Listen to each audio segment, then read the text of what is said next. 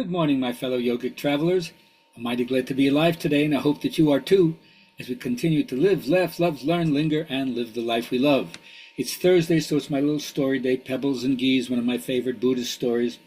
A young man's father passed away, and he was so grieved, he didn't know what to do, but then he thought, if I could just get the Buddha to perform the Brahmarandra ceremony, which is where they crack open the skull after it's been cremated partially so that the spirit could leave and rise to the heaven world. At least that's what they thought. Now, even though the Buddha came to repudiate rites and rituals and said, that's not the way that you experience release from suffering, let alone nirvana. But nonetheless, this young man came to the Buddha, and of course, you don't just walk up to the Buddha. It's like the President of the United States. There's an entourage you got to work through. Most of the time, you don't get through because the stuff that you have to deal with is stuff that can be taken care of and doesn't need to have the Buddha to take care of it.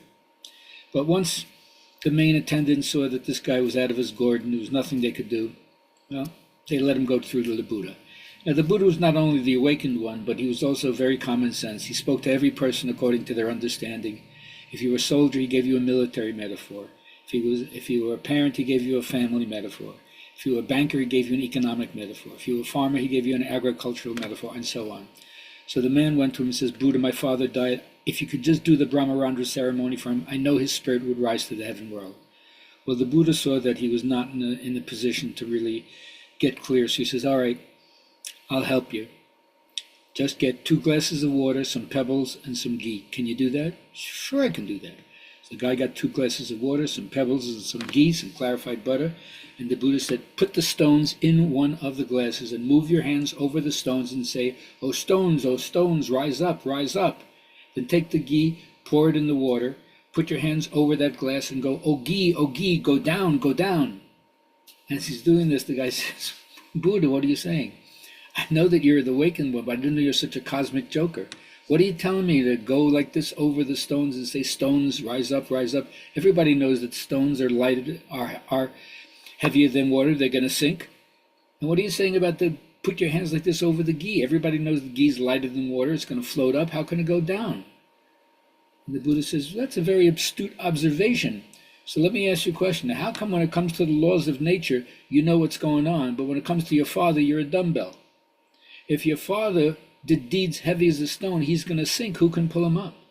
And if your father, while he was alive, did deeds light as ghee, he's going to float up, who can pull him down? At that moment, the young man understood and respectfully requested if he could become a student of the Buddha. A little thing about karma and its effect, yeah? All right, so my journal writing people, what is the hidden burden you're carrying? And is there any gold in that burden? We're all carrying something. What's the hidden burden that you don't want anyone to know? You always make it seem better than it always is. But is there gold hidden in the burden, like the dark cloud has a silver lining? You let me know what burden you're carrying and what gold have you found in that burden, and I'll be glad to share what's my version of it. All right, now, my teacher, BKS sayings, he always make you challenge, right? Are you in your head, or do you have direct knowledge? So, you think so? Either you know or you don't know. That's what direct experience gives you. Then your body becomes light, and your spirit buoyant and free. Keep practicing yoga, my friends.